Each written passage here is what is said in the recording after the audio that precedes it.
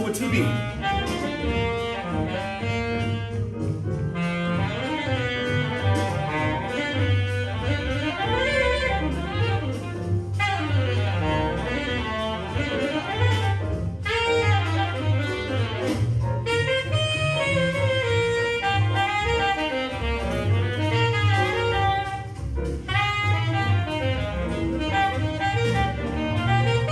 Watch this.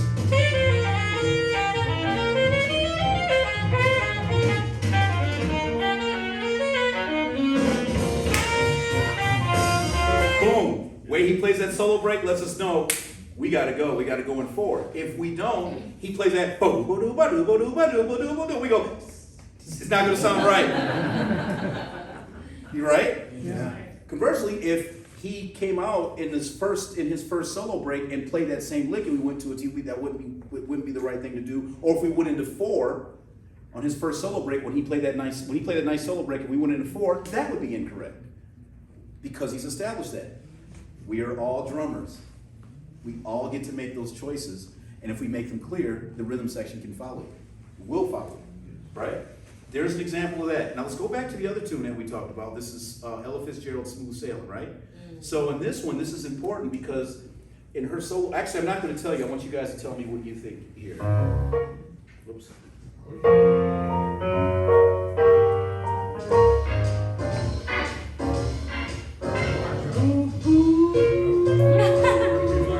Right. Oh yeah.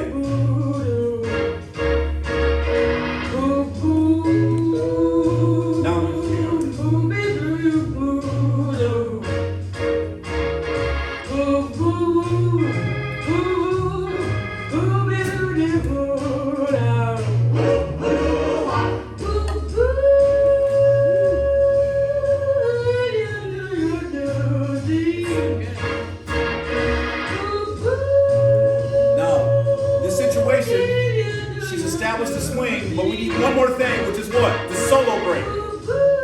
Watch what she does on the solo break.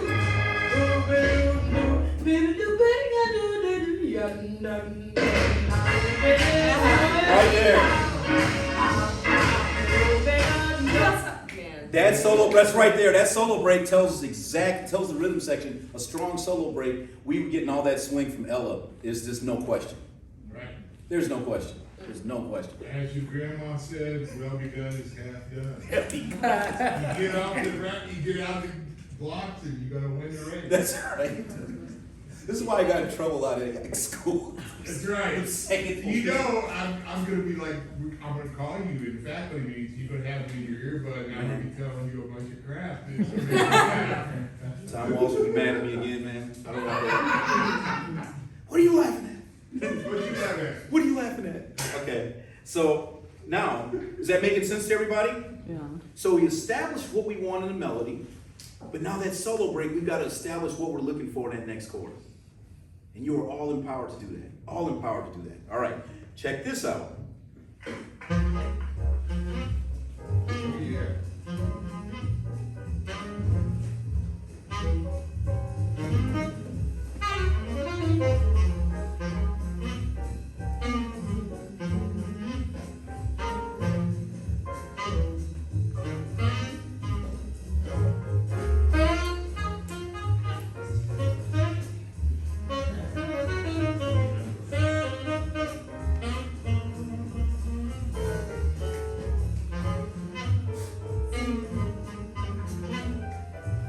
Check his solo break out.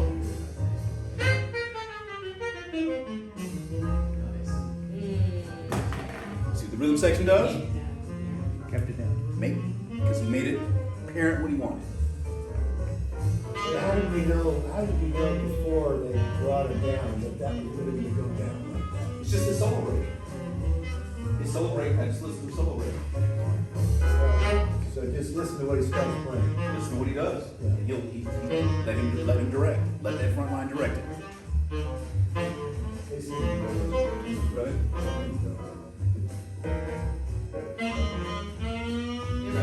Watch this solo break.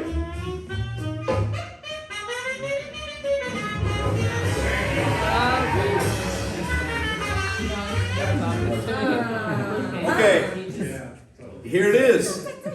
You see an example of 2 solo breaks that gave clear direction to the rhythm section. There's no question, right? We are all drummers.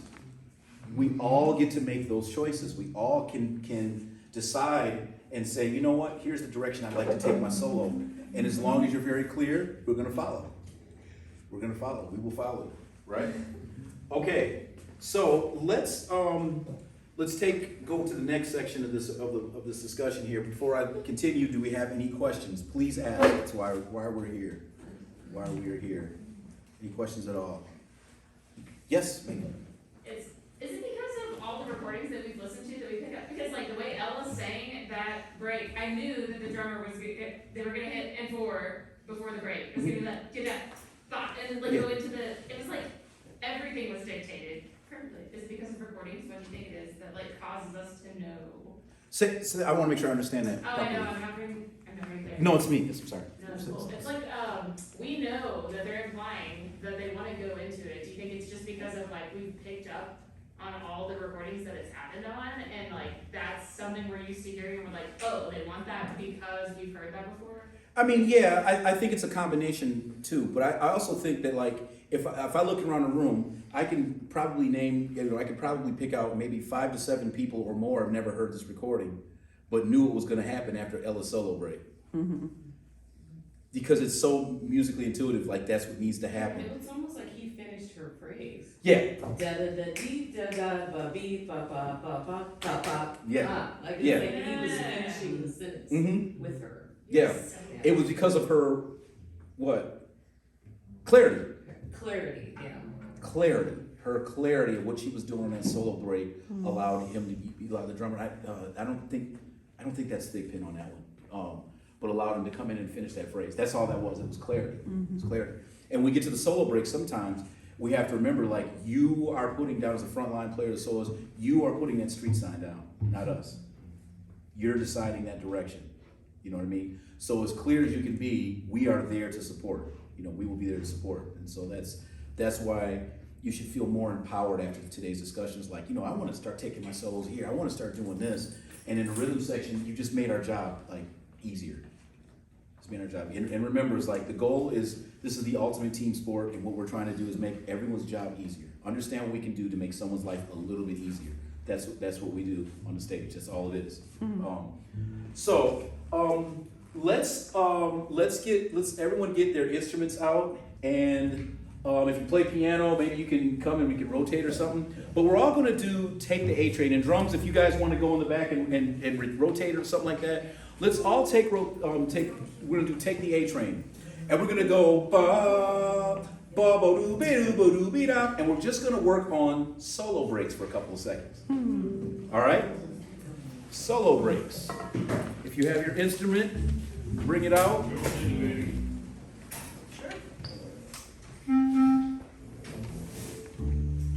All right. I was looking forward to the trombone. No, where's the trombone? I'll wait. Go get it. Practice for years, practice solo breaks on any big name tournament playing got break. Yeah. I practice playing into the beginning of my solo, play the first lick and stop. Yeah. Because that's when it happens. Yeah. Right there, straight from the beginning. Yeah. That's when it establishes everything. Starts to play. So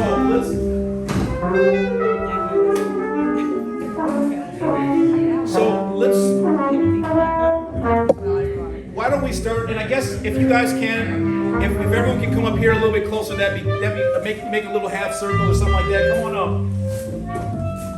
We're gonna do that, and then we'll do this for a few minutes, and then I got the rest of this exercise.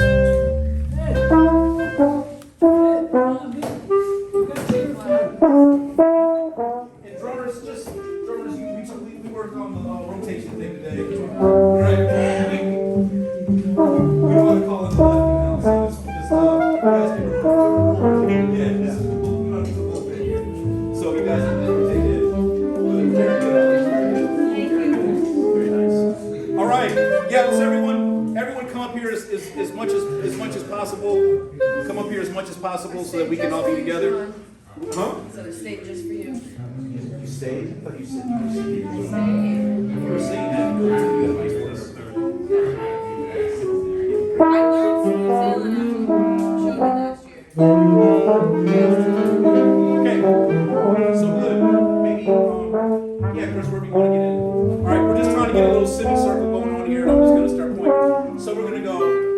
start on that. We're gonna start on that. We'll start on that last A of the beep, boop, boop, dee, da. That's where we're gonna start. And then we go Literally just ba ba ba doo be ba doo be da. And then somebody's gonna take a somebody's gonna take a solo break. Okay. Then we're gonna start back at the same place. Someone's gonna take a solo break. Now the key to this exercise is I'm gonna cue you to let you know what type of solo break you want to take. So here's my cue. If you want the rhythm section to go into a 2-beat, I'm gonna give you this thing right here. That would tell the rhythm section to play a little bit quieter. If I give you in the back of the rhythm section, this here means go for it. This means go for it. All right. If I say that, then your solo break needs to be big, so they do just like Joshua Redmond did coming on that second chorus. Bang it, right? So I'm gonna give you the cues, okay? Absolutely. Yes. I'm gonna give you the cues. Ready? All right. So Where are we everybody going ready? from in the head? Oh, last A. Last A? Last A. Got it. This is the last A, okay? Let's just practice the last A. Make sure we start the same spot. Ready? 1, 2, 1, 2, ready, go.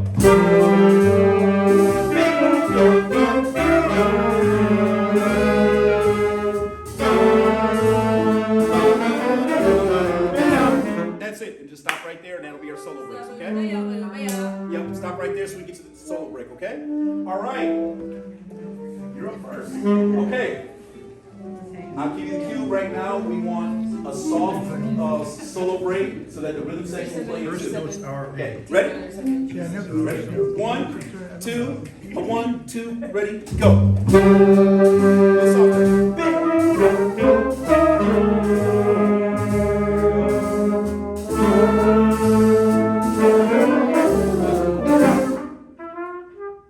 Last A. Beautiful, Chris. Nice job. Good. Good.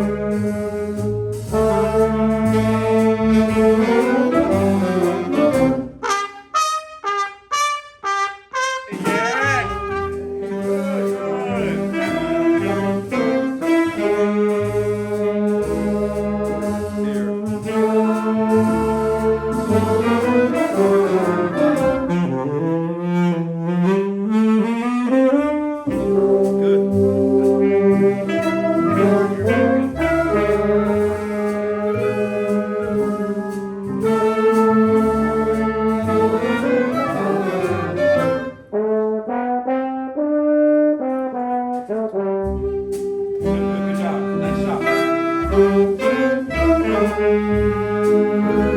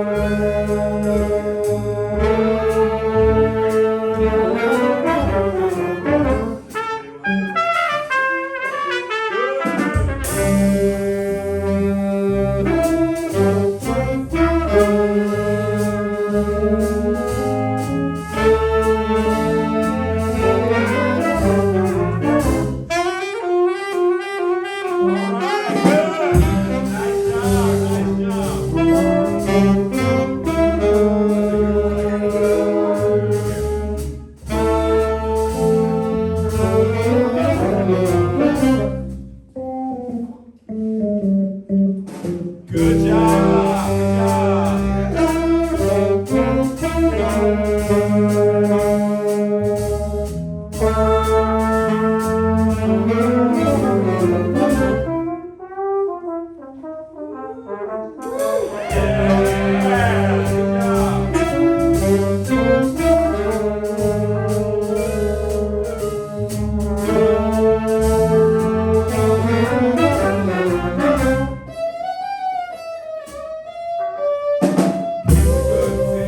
See that effect you have? Let's run.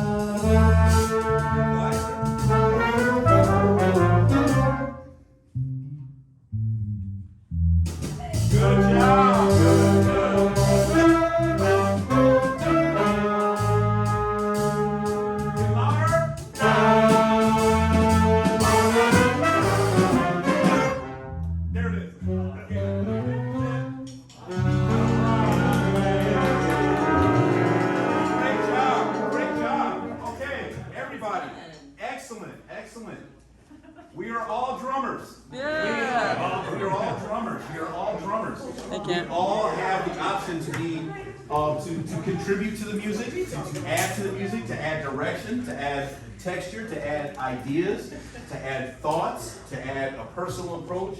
We are all empowered to do that. And this is what a rhythm section loves. When we get this direction from you, we start smiling. So if you see Jamal and I giggling and playing around, it's because what's going on in the front line. That is the behind the scenes.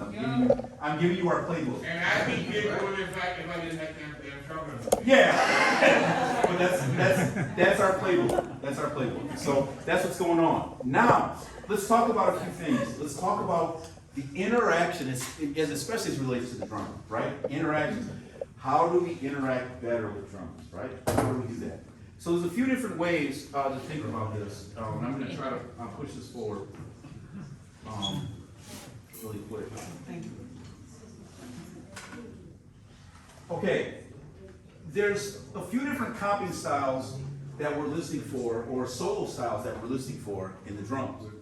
The first one is called static comping. Now, static comping, might I borrow some sticks, kind sir? Thank you. Static comping is when you as a soloist, you are just playing long lines. You don't want interaction. That's not what you want. You just want time. So can you just play A Train with me? Ready? Sure. 1, 2, 1, 2, ready, go.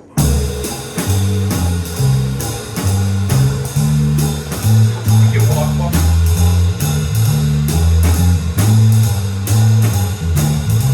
So my left hand is just doing what's called like a tumbao. 1, ba, ba, ba, ba. Right? So you're just playing lines. You don't want interaction with me right now. That's not what you're looking for. You just want to be able to play straight lines. That's okay. Would you mind just playing a solo? No interaction. Just take like 8 bars where I'm just going to play static comping. 1, 2, ready, go.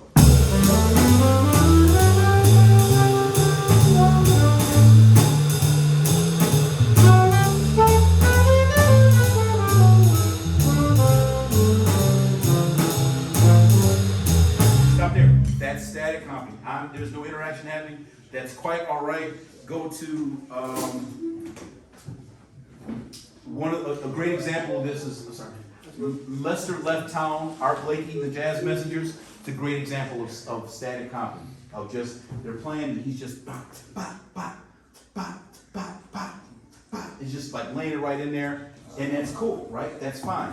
So if you're looking for that kind of interaction, be very clear in your approach to your solo. We're listening for your direction, right? So if you're giving us long linear lines, we're going to give you static comping. We're not going to be trying to force in a dialogue if that's not what you're going for. Just be very deliberate with that. Does that make sense to everybody? Okay. We also have, in that same regard, we also have what's called time comping. Now time comping is just about the same as static. It's just I'm taking the snare drum out. That's it. And so how do we make those things work? Sometimes based on the soloist, if they're playing like a lot of long lines or something like that, what I will sometimes do is I'll take the A section, I'll make that time comping. I'll take the B section, I'll make that static, go back to that last A and just make that time. And that's to establish that establishes that first chorus down, right? That makes it so the soloist can kind of get comfortable with whatever's going on, and then we can go from there. All right. So if you're playing long running lines, just like what we just did, long running lines, you're not asking for interaction from the drummer. So that's the type of comping you're going to get. That's what you should be looking for. So as deliberate as you are, as more deliberate you are in the style of comping, it really informs us to making like a really good decision, right? Now, I like that style because it gives myself and the bass player a chance to settle into the beat a little bit. So I actually sometimes like the first chorus to be that way, but it doesn't have to be. But that kind of helps us out, all right? Okay. So there's two different ways to look at this. If you're a soloist that you like to use a lot of, we've been talking about motivic playing one moment a week, and if you like to use that, I do a thing. There's a thing called gap comping and shell comping. So I'll play the gap comping for you again. So if someone can sing A Train for me, that would be great. Can someone sing, can you all sing A? Okay, so here is gap comping. All I'm doing is, I'm just gonna count, or I'm gonna play my snare drum and my bass drum or syncopate in the gaps of the melody. All right, let's just sing that and I'll do it for you. Give me 1 second. 2, oh, ready? Oh, okay. That's all I can do this one. Returning to your We're switching. workplace. Okay, ready? 1, 2, sing the melody.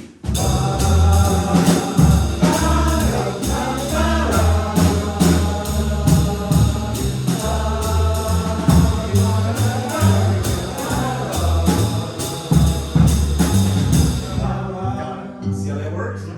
Okay, now check this out. If you play some motivic lines for me, play some motivic lines, or just call it on you, I'm not gonna keep bugging me. Motivic lines, you play some motivic lines, I'm gonna gap count real quick. Ready? 1, 2, and you guys sing the melody and watch how this works. 1, 2, ready, go.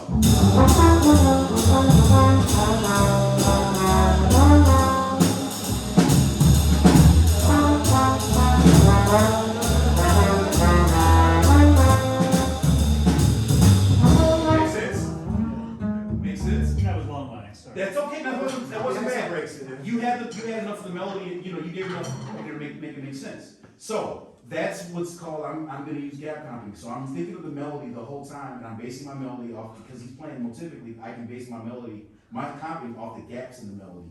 And no matter what, it's gonna work. Now, I don't have to think like that all the time, but it's a great way to keep our minds towards the subject matter, which is the melody. Right? And so it's a nice way to not play a melody and feel like you're just pushed out into the world of soloing, and there's no reference points for you.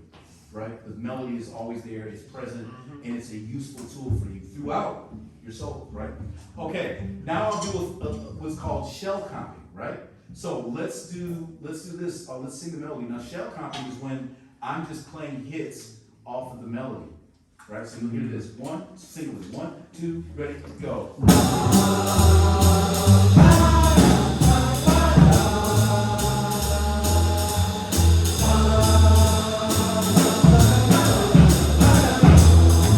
See that? You hear that?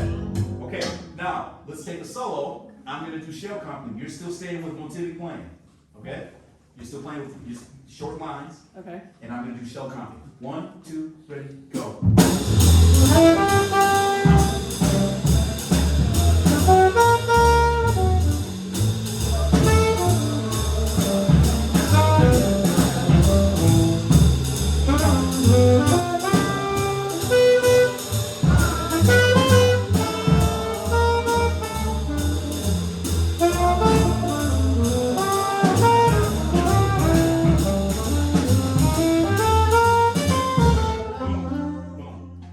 And you can read that, and you can decide to use any information I'm giving you or not. Yeah, I think I don't think, yeah. It's okay. It's okay. But you're playing with short lines. The cool thing about this is we're all staying to the subject matter right now. Yeah. So as long as we're doing that, we're gonna be fine. We're gonna be fine. Okay? That's cool. Now, the last style that we're listening for is if it's interactive. Interactive. What do you say? That's what the drummer likes. Yeah. That's what you paid us for. So interactive comping is when you give me something, you leave some space, I'll play something here on the drums, and you use whatever I give you for your next phrase. Right? Carl, we jumping on this one? Yes, Okay. All right, so interactive now. You leave me whenever you leave me some space, I got you, but you gotta listen really close to me. And whatever I give you, you gotta start your phrase that next way. 1, 2, 3.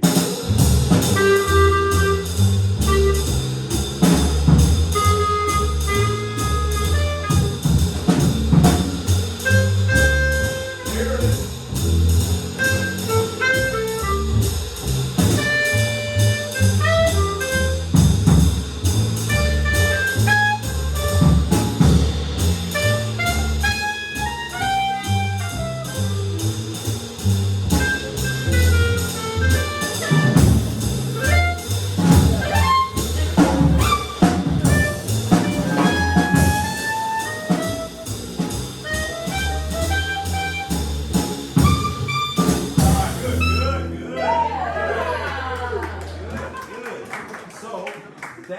example of interactive. You made it obvious to me that that's what we're doing. Yeah. Right. Yeah, so that's interactive. We're gonna build this together. So you might say to me, well, how do I learn this from the faculty right now, right? How do I get this? Okay, so my job as the drummer is I gotta gauge how people like to build their solos. That's my job, right? So I have to be aware at all times what people like to do. So, starting out, where's Pat at? Yo, There. Oh, Pat's here? Okay, Yeah. so, Pat's thing. Pat is really great at developing lines. If you're a drummer that is like very anxious and you're impatient, it's not gonna work. It's not gonna, am I right? It's not gonna work. it Because forces me to change my game. that's right. And Pat, and what's happening with Pat is Pat wants to let the wind develop. Like he just wants to like see what happens in the world before he. Am I right? You called it right, you play who you are. Yeah. He wants to just see what happens here and let some lines develop. And if you're too anxious on him, he's not gonna. It throws like you said, it throws him off his game. And so I don't like to play licks, I don't preconceive a lot of my stuff. Yeah. And I like to spin it out. yeah. And if there's an impatient drummer that's like, let's reach level 10 by the fourth bar of the first chord, it's not gonna work. So that's a read that I make immediately. My first time playing with him, that's like a read, right? That's a quick thing. All right. Now, then Jamal is a heavy interactive player. He likes interaction a lot.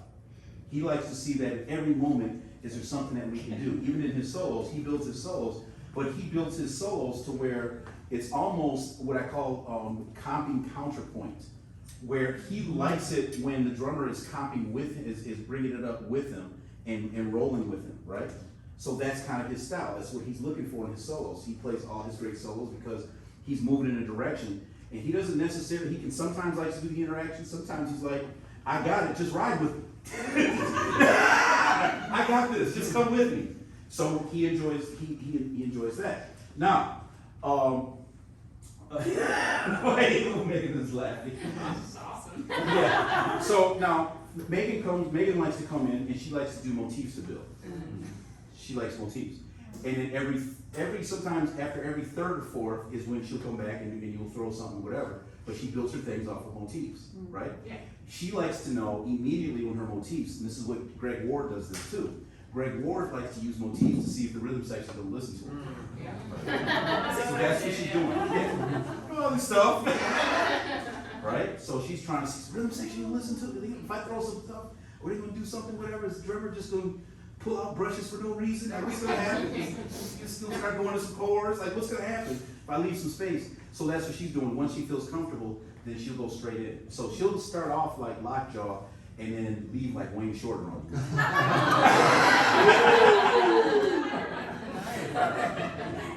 She'll start Lockjaw, be like boom, just like a quarter note all day. Boom, boom, boom, boom, boom. Just stay there all day. As soon as you go to the rhythm section, he's gone. He's like, all right, rhythm section's listening to me. I got this. So that's her thing. Now, what I don't like to do is sometimes, like we were talking about this, I don't like bell curves sometimes, depending on her solo. She likes bell curves. She likes to know that if the song got way up here in terms of dynamics from the last solo, she needs to know, wants to know, she wants to be able to take that thing quiet at the beginning of her solo. She doesn't always want to stay at, it was at 10, and now let's take it to 8. Yeah. I want to go to 1. I like to go to 1. I want the option to be able to do that. I want to be able to do that. And then I want to build it as I like to build it, and shape it how I like to shape it, and then I'll bring it back down. Right? So what she does that's slick is if the rhythm section is like way up here, she doesn't say, again, I'm going to say my phrase again, we are all drummers. She'll come in, well, shoot. Oh my God. You over there banging, we used to call it because the joke is in Michigan is the jam session drummer, where it's like all of a sudden the awareness of the jam session drummer. So the jam session drummer comes in, just wants to play his stuff, cares nothing about the bandstand, and he just walks in and he's playing. And here's how you hear the jam session drummer, because the ending goes, ba-ba-doo-ba-doo-ba-doo-ba-doo, da-da-da-da-da-da, the jam session drummer goes,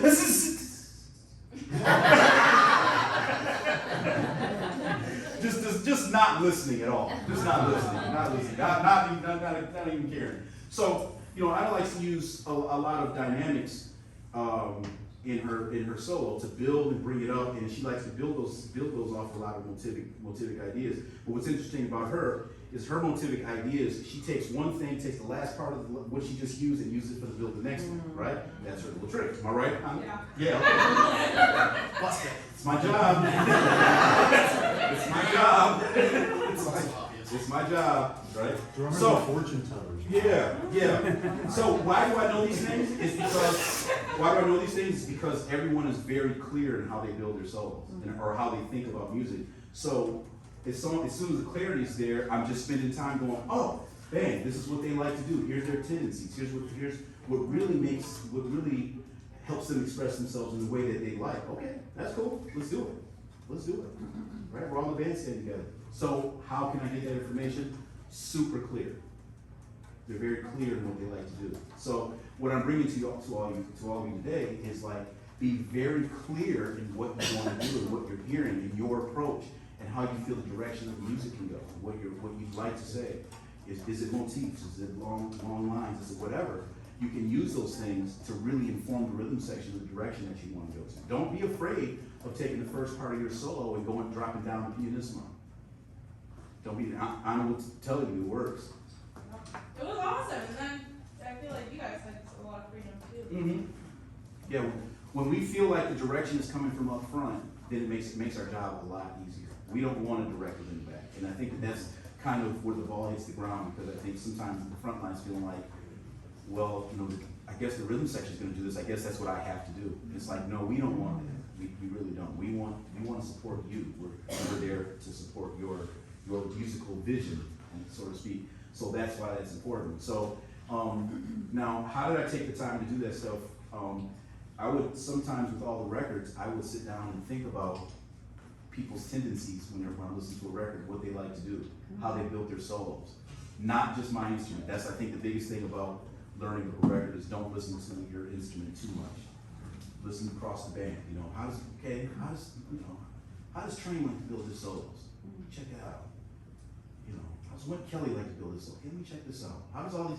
Hey, how does Oscar Peterson like to do? Okay, that's cool. How does Ray Brown like to build his solos? Let me just listen to Ray Brown. Yeah. Ray Brown. And Listen to Ray Brown. Ray Brown. We did the Ray Brown exercise today, right? Yeah. So yeah, we did the Ray Brown exercise earlier this morning. Pat, I'll tell you about that one, the Ray Brown exercise. So ultimately, these are the things that you wanna be very clear about. And then you're listening to records, you're starting to catch tendencies. Now, what do tendencies do? You gotta remember that we all pretty much listen to the same stuff, right? So once I can read and I'm listening to enough records, and I can immediately say, oh, Hannah likes to do it like Joshua Redman, huh? It's what it is, Yeah. right? Yeah. That's all it is Joshua Redman. Okay, all right. Megan likes lockjaw. Okay, all right. That's cool. You know what I mean? It's just like I'm listening for those things. I'm like, okay, I've listened to enough of these people and I can kind of tell what this person's likes and what their tendencies are. And sometimes you guys, I can go to a jazz concert and it's just like, man, how do you guys know this and that? We have no magical powers. We are just studying records, trying to find tendencies, find common musical practices, and then see what fits on the bandstand. That's really the behind the scenes. I wish I could tell you something slicker. I'd probably have more money if I could, but you guys probably be a rich man if I could tell you a different playbook. But that's the playbook, honestly. Let's try something really quick and we'll call it a day. I like to do the last A of that melody, and then I'd like somebody, Chris, let's start with you.